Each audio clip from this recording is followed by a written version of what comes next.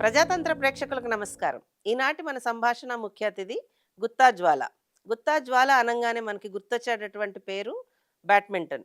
బ్యాడ్మింటన్‌లో అంతర్జాతీయ స్థాయిలో మన భారత పతాకను ఎగరేసినటువంటి క్రీడాకారిణి. 2011లో కేంద్ర ప్రభుత్వం తనని అర్జున అవార్డుతో గూడా సత్కరించింది. ఈ సత్కారం వెనకాల తన అకుంఠితమైనటువంటి దీక్ష చాలా ఉంది.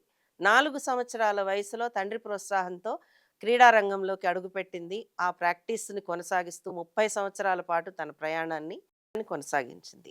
అంటే ఇన్ని అంశాలు అంటే ఇన్ని సుదీర్ఘ సంవత్సరాలలో తను ఎదుర్కొన్నటువంటి అంశాలేంటి? ఎన్నో రకాలైనటువంటి అవార్డులు తనకొచ్చాయి. అయితే అవార్డుల వెనకాల కృషి కూడా తక్కువేం లేదు. చాలా పెద్ద ఎత్తున పోరాటమే చేసింది. చాలా అవహేళనలను ఎదుర్కొన్నది. అనేక రకాలైన ప్రశ్నలను ఎదుర్కొన్నది. చాలా సార్లు కొన్నిసార్లయితే తన మీద ఒక బ్యాన్ పెట్టాలనేటటువంటి నిర్ణయానికి కూడా వెళ్లారు. ఎందుకనంటే తను గొంతెత్తి ప్రశ్నించినందుకు. ఆడపిల్లలకి ఈ రకమైనటువంటి పరిస్థితులు ఎందుకు ఏర్పడుతున్నాయి అనే దాని మీద తను అప్పటినుంచి ఇప్పటి వరకు కూడా అదే ప్రశ్నల్ని సంధిస్తూ ఉన్నది. ఈ ఈ ప్రయాణంలో అనేక పోటీల్లో పాల్గొన్నటువంటి వ్యక్తిగా ఆ అనుభవంతో తను ఈరోజు తెలంగాణ ప్రభుత్వానికి ఏ రకమైనటువంటి స్పోర్ట్స్ పాలసీని రికమెండ్ చేస్తోంది. తన అనుభవాలేంటి? తన ఆశలేంటి? తను ఏం చేయాలనుకుంటోంది? ఎట్లాంటి పాలసీ ఉంటే ఇక్కడుండేటటువంటి పిల్లలకి ఉపయోగకరంగా ఉంటుంది? ఇవన్నీ కూడా తన మాటల్లోనే తెలుసుకుందాం. హలో జ్వాల. హలో అండి. థ్యాంక్ ఎలా ఉన్నారు? గుడ్. అంత హ్మ్. ఆహ్, అంటే ఈ సంభాషణలో మనం ఏమనుకుంటున్నాము అనంటే, అంటే అసలు మీ మీకు ఇంట్రెస్ట్ ఎట్లా వచ్చింది? ఈ ఇట్లా బ్యాడ్మింటన్‌లోకి రావాలని చెప్పి మీకు స్ఫూర్తి ఎవరు? ఎట్లా ఏ వయసు నుంచి మీరు మొదలుపెట్టారు? ఇవన్నీ తెలుసుకోవాలి. అంటే చిన్నప్పుడండి ఐ థింక్ చిన్న పిల్లల కంటే ఆటలు అవన్నీ న్యాచురల్‌గా దే లైక్ ఇట్.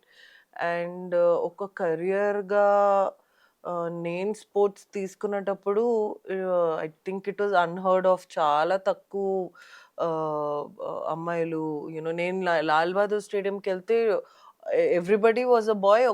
నేనొక్కతే అమ్మాయి అక్కడ. Hmm. So, more than anything I think నాకొక డైరెక్షన్ ఇవ్వడానికి ఇట్ వాస్ మై ఫాదర్ అండి. ఫాదర్స్ డ్రీమ్ హ్మ్.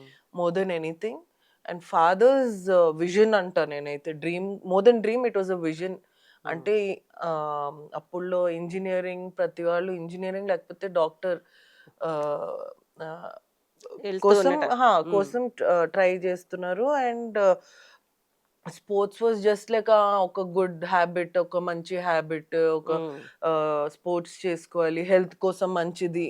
కానీ ఒక ప్రొఫెషన్‌గా తీసుకోవాలి అనేది నా డ్యాడీ అయితే అది ఫిక్స్ అయిపోయాడు హ్మ్. చిన్నప్పటి నుంచి. హ్మ్. And it was not my interest అండి. అంటే 4 ఇయర్స్‌కి చిన్నప్పుడు I want to become scientist, I want to become so many things అంటారు చిన్న పిల్లలు. బట్ హ్మ్. I think the real vision was my father and of course mother. హ్మ్. And అలా 4 ఇయర్స్ నుంచి హి పుట్ మీ ఇన్ స్పోర్ట్స్. హ్మ్. అలా అలా ఇంకా అది అలవాటులాగా మారిపోయింది మోర్ దెన్ ఎనీథింగ్. ఓకే. ఎందుకంటే ఆ టైంలో you really don't know dedication, discipline. You always want to have fun. Hmm. But డెడికేటెడ్‌లీ, డిసిప్లిన్డ్‌గా డ్యాడీ పొద్దున్న లేసి నన్ను తీసుకెళ్ళేవాడు. I think that first few years was very important. Hmm. అది ఒక 10 ఇయర్స్, 11 ఇయర్స్ ఏజ్ వచ్చేటప్పటికి అది అలవాటులాగా మారిపోయి అండ్ ఇంట్రెస్ట్ దెన్ పెరిగింది. I continued.